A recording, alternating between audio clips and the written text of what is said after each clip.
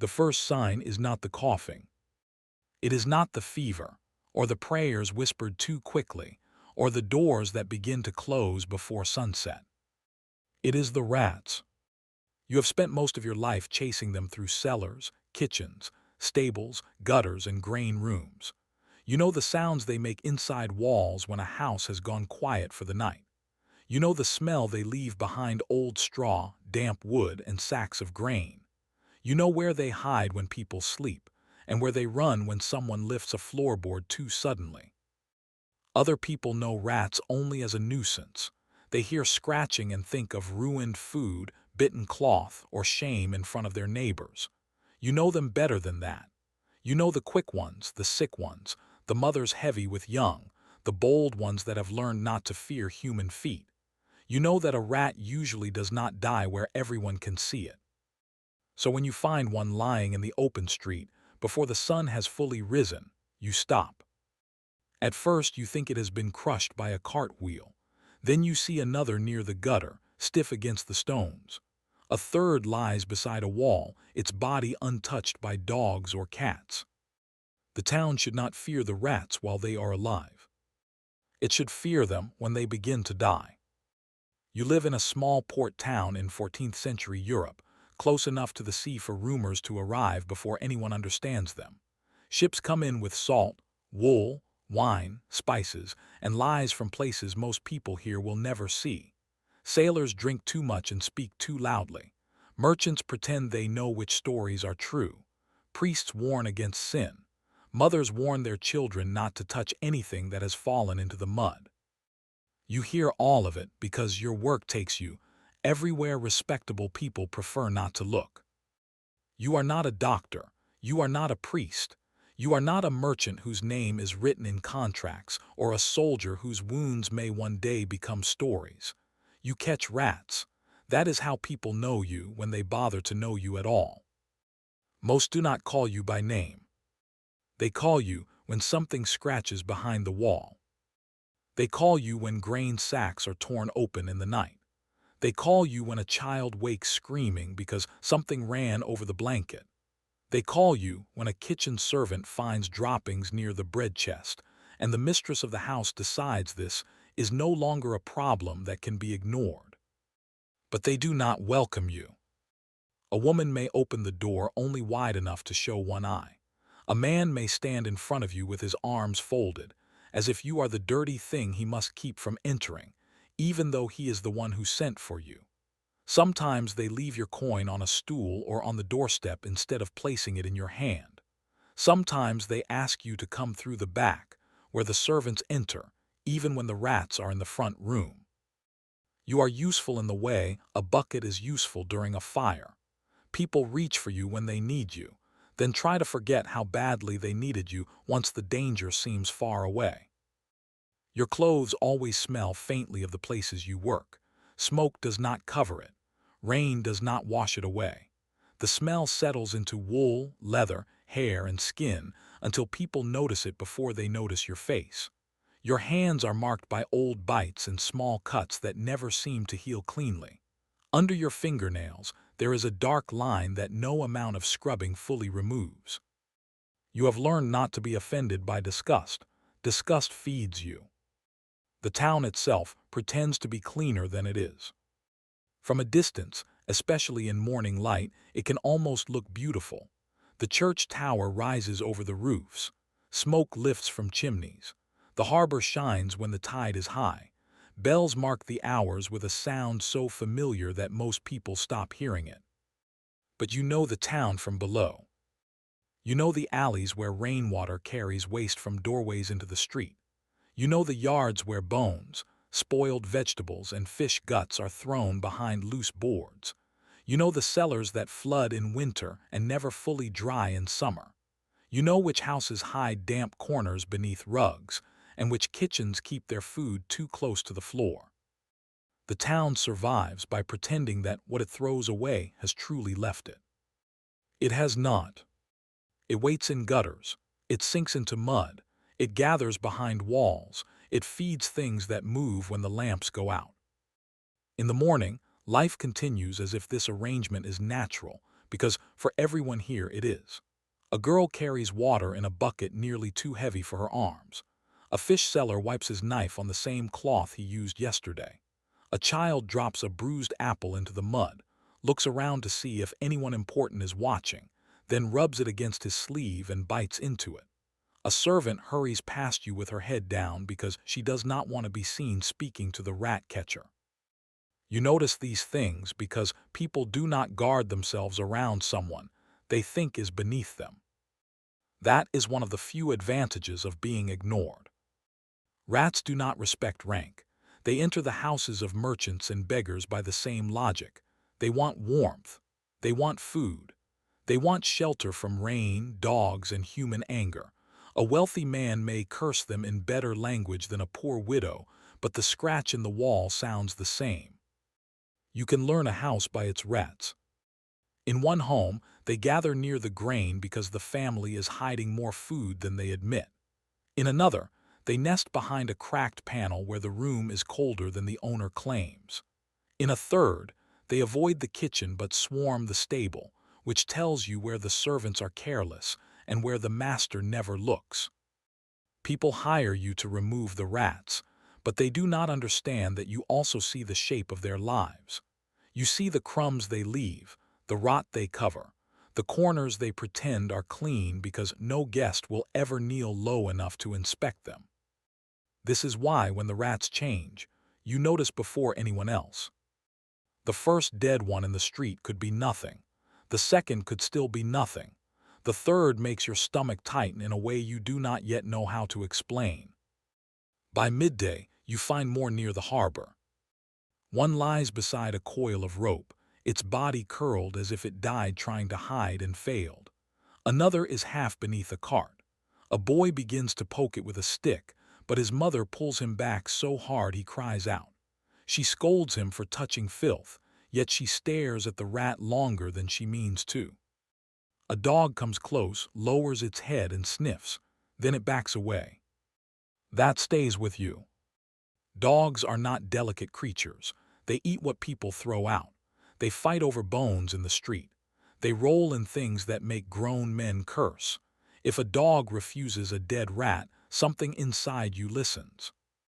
You try to mention it to a butcher who has hired you before.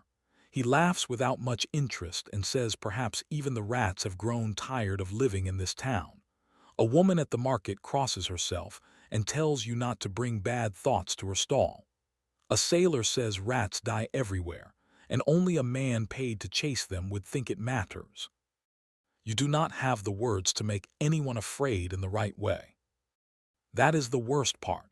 You are not educated enough to explain what you are seeing. You cannot stand in the square and speak with the authority of a priest, a physician, or a wealthy merchant. All you can say is that the rats are not behaving as they should. People do not stop their lives for a sentence like that. By evening, the harbor is full of talk. A ship has come in with fewer men than it left with. Someone heard that in another port, bodies were taken from houses before dawn. Someone else says whole streets have been shut. There is talk of bad air, of poisoned wells, of God turning his face away from cities that had grown too proud. The stories change depending on who tells them, but the fear beneath them stays the same. Still, the town opens its stalls the next morning. Poverty does not give people the luxury of believing every rumor. A woman who sells onions cannot feed her children with caution. A porter cannot carry fewer loads because sailors look pale. A servant cannot refuse to enter a house because the air inside feels wrong. When you are poor, disaster has to stand close enough to touch you before you are allowed to fear it. So you work. You are called to a merchant's house near the market, where the cook insists something has been moving behind the pantry wall. The merchant's wife keeps a cloth near her mouth while she speaks to you. At first, you assume it is because of your smell. Then you notice her eyes. They are not fixed on you but on the room behind her. A man is lying there under a blanket, though the day is warm. His breathing is thick, not loud enough to be dramatic, not weak enough to be peaceful. It is the kind of breathing that makes everyone in the room pretend they cannot hear it. You kneel by the wall and listen for scratching. There is none. The pantry is too quiet. The floor is too still.